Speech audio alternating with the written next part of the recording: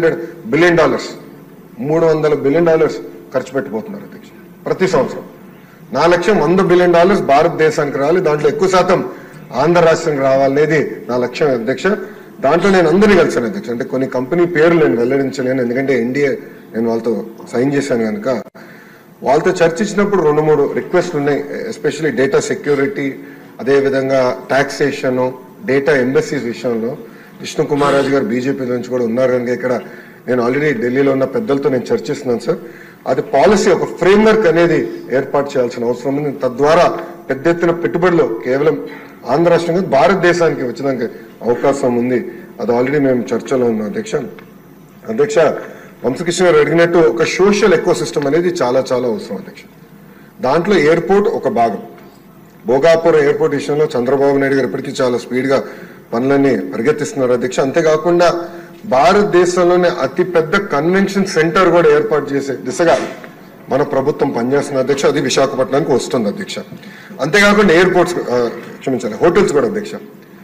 అది నా డిపార్ట్మెంట్ కాకపోయినా దుర్గేష్ గారి డిపార్ట్మెంట్ అది. కానీ అది ఎకనామిక్ డెవలప్మెంట్ బోర్డు కింద ఈ ఎకో సిస్టమ్ ఏర్పాటు చేయాలంటే పెద్ద ఎత్తున హోటల్స్ రావాలి విశాఖపట్నానికి. వేలాది హోటల్స్ రావాలి అధ్యక్ష, 10 కాదు వేలాది హోటల్స్ వస్తేనే ఆ ఎకో సిస్టమ్ ఏర్పడుతుంది. దానికి నిన్నే పాలసీ కూడా టూరిజం పాలసీ కింద టూరిజాన్ని ఇండస్ట్రీగా గుర్తించే విధంగా చంద్రబాబు నాయుడు గారి నాయకత్వంలో నిన్న కేబినెట్ కూడా ఆమోదం తెలిపింది అధ్యక్ష.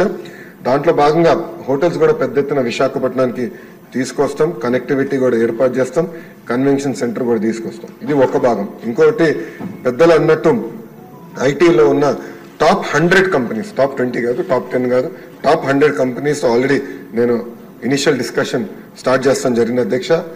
నేను అనుకుంటాం అది గ్యారంటీగా జయప్రదం అవుతుంది.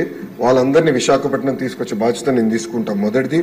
రెండోది, ప్రపంచంలో ఉన్న ఫార్చ్యూన్ 500 కంపెనీస్ అన్ని జీసీసీస్ అంటే గ్లోబల్ డెలివరీ సెంటర్స్ కూడా వాళ్ళు ఏర్పాటు చేయాలని ఒక లక్ష్యంగా వాళ్ళు కూడా వర్కౌట్ చేస్తున్నారు. దాని కొత్త పాలసీ తీసుకురావాల్సిన అవసరం ఉంది అధ్యక్ష. అది వచ్చే నెలలో ఆ పాలసీ కూడా మేము తీసుకొస్తాం. Save a life. Download UBlood app. UBlood for the new blood.